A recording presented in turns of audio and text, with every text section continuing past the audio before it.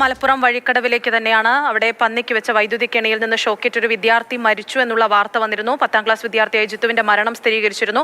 ബന്ധുക്കളായ 5 പേർ ഒന്നിച്ചാണ് മീൻ പിടിക്കാൻ പോയത്. ഇതിൽ ജിത്തു ഉൾപ്പെടെ 4 പേർക്ക് ഷോക്കേറ്റിരുന്നു. അവിടെ നിലമ്പൂരിലെ സ്ഥാനാർത്ഥിയായിട്ടുള്ള CPM സ്ഥാനാർത്ഥിയായിട്ടുള്ള സ്വരാജ് എത്തിയിട്ടുണ്ട്. അദ്ദേഹത്തിന്റെ പ്രതികരണത്തിലേക്കൊന്ന് പോകാം.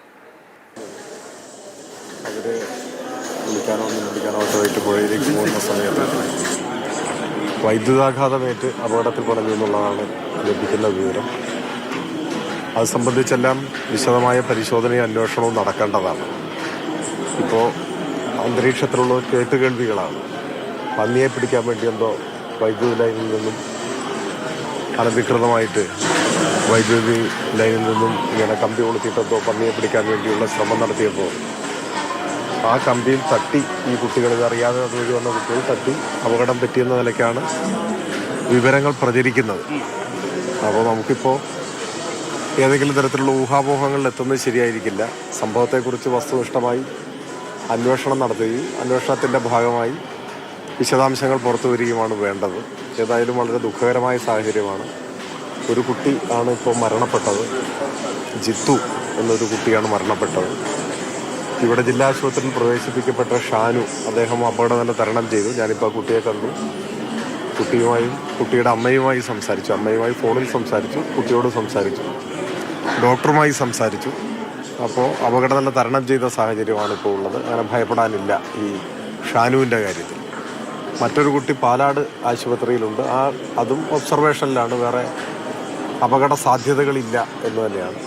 ജിത്തു എന്ന ഒരു കുട്ടിയാണിപ്പോൾ മരിച്ചിട്ടുള്ളത്. ഇതാണ് നിലവിലൂടെ ആശുപത്രിയിൽ നിന്ന് നമുക്ക് ലഭിക്കുന്ന വിവരം. ഇതിൽ ഇപ്പോൾ കേൾക്കുന്ന വിവരം ഈ പറഞ്ഞ പോലെ പന്നിയെ പിടിക്കാനോ മറ്റോ ആണെന്ന് സംശയിക്കുന്നു. ആ വൈദ്യുതാഘാതമേറ്റ് അതറിയാതെ വന്ന കുട്ടികൾക്ക് അപകടം പറ്റിയെന്നുള്ളതാണ്.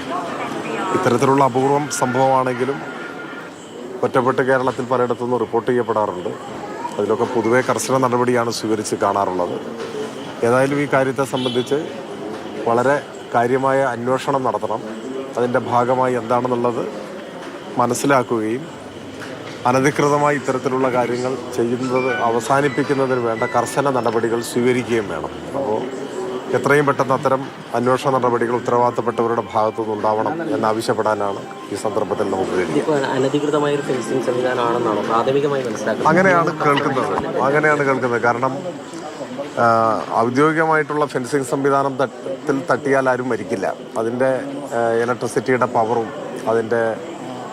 അത് കണ്ടിന്യൂസ് ആയി കടന്നു പോവുകയല്ല ചെയ്യുക. ഫെൻസിങ് എപ്പോഴും ഒരു സംരക്ഷണ കവചം എന്ന നിലയിലാണ്. അതിൽ ഇത്തരത്തിലുള്ള അപകടങ്ങൾ ഉണ്ടാവില്ല.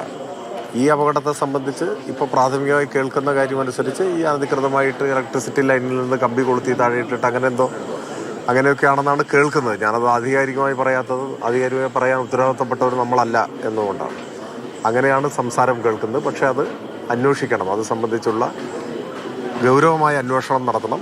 ഗൗരവമായ അന്വേഷണം നടത്തുകയും അതൊരു കുറ്റകൃത്യമാണ്. അത്തരം കുറ്റകൃത്യങ്ങൾ നാട്ടിൽ ഉണ്ടാവാൻ പാടില്ല.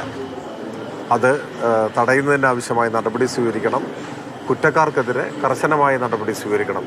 അതാണ് ഈ ഘട്ടത്തിൽ നമുക്ക് പറയാനാവുക.